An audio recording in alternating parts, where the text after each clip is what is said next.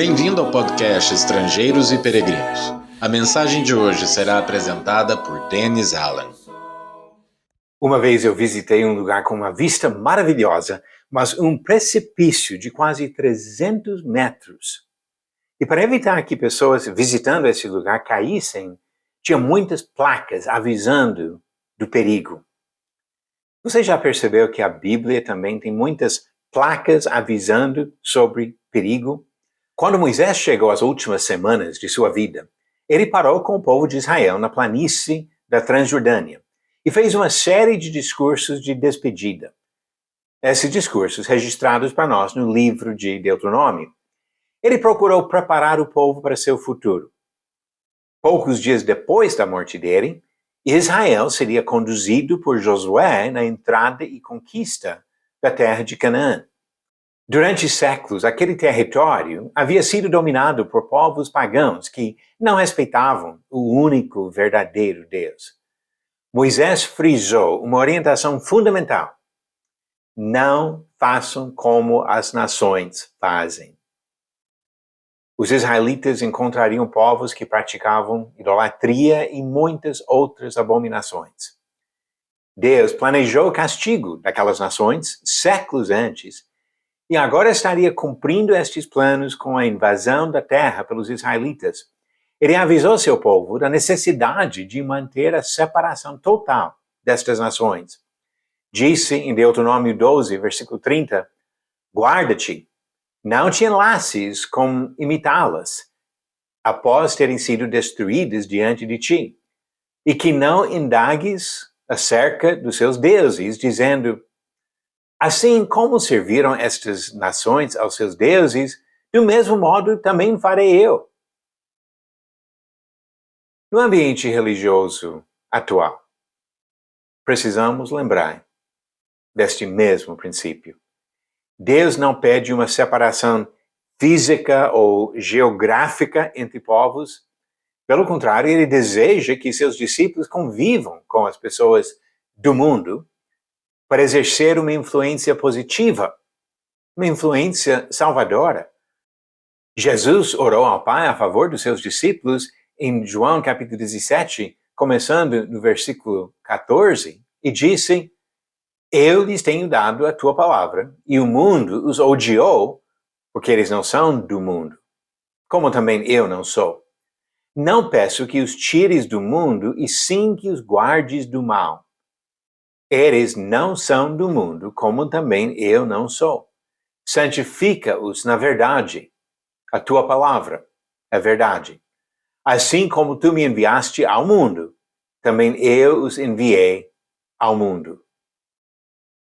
Devemos influenciar os outros como a luz do mundo, Jesus disse em Mateus 5, versículo 16. Mas o princípio da santificação, da separação dos servos de Deus da imundícia do pecado, é importante no Novo Testamento também. Há uma alarmante fascinação hoje em dia, mesmo em países considerados cristãos, com as tradições e práticas pagãs dos povos antigos. A maçonaria, por exemplo, engrandece alguns aspectos das religiões dos egípcios e outros povos antigos. Algumas pessoas que aderem ao neognosticismo procuram resgatar elementos pagãos de exaltação de figuras femininas como deusas. Alguns protestos contra a exploração irresponsável da terra e dos seus recursos naturais acabam ressuscitando aspectos de religiões indígenas que glorificavam as criaturas e não o Criador. Pessoas convertidas a Cristo no primeiro século até destruíram as coisas que utilizavam nas suas práticas pagãs. Eles não tratavam essas coisas como patrimônio cultural, e sim como abominações para Deus.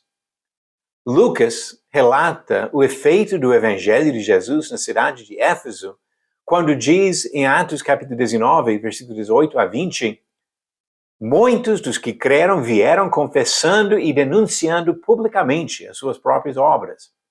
Também muitos dos que haviam praticado artes mágicas, reunindo os seus livros, os queimaram diante de todos. Calculados os seus preços, achou-se que montavam a 50.000 denários. Assim, a palavra do Senhor crescia e prevalecia poderosamente.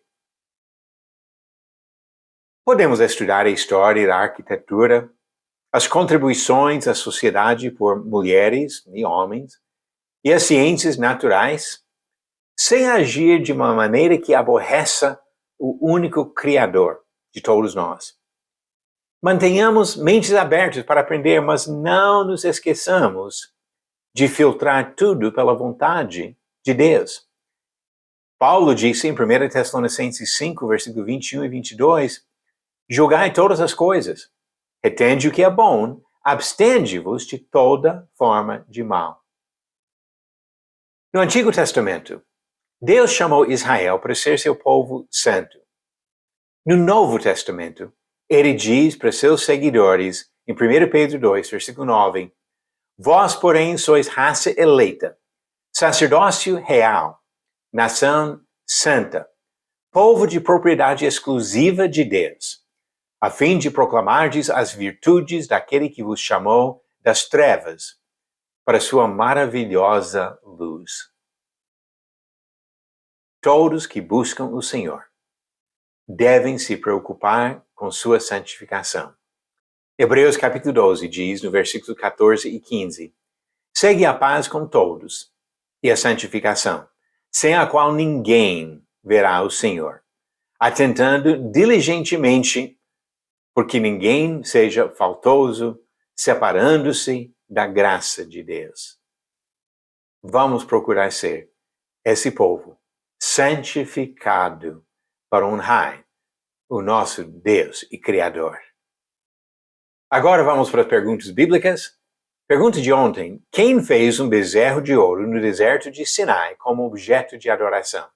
Alternativas: A. Jeroboão, B. Arão, C. Acabe ou D. Asaf. A resposta certa foi Arão que fez isso, conforme diz Êxodo 32, versículo 25. Assim o Senhor feriu o povo porque fizeram bezerro, aquele que Arão tinha feito. Uma falha na vida do irmão de Moisés e primeiro sumo sacerdote de Israel. E a pergunta de hoje é sobre um dos milagres de Jesus. Quantos anos tinha a filha de Jairo quando Jesus ressuscitou essa menina? Alternativas: A. 8 anos, B. 10 anos, C. 12 anos ou D. 14 anos. A resposta vem no final do próximo episódio. Deus separou o povo de Israel das nações ao seu redor. Como também Ele quer que os cristãos hoje vivam como pessoas santificadas no meio de um mundo perverso. Não vamos caminhar conforme o caminho desse mundo, e sim, conforme o caminho que leva à vida eterna, na presença de Deus. Obrigado por nos acompanhar nessa jornada pelas Escrituras. Volte amanhã para ouvir mais uma mensagem do podcast Estrangeiros e Peregrinos.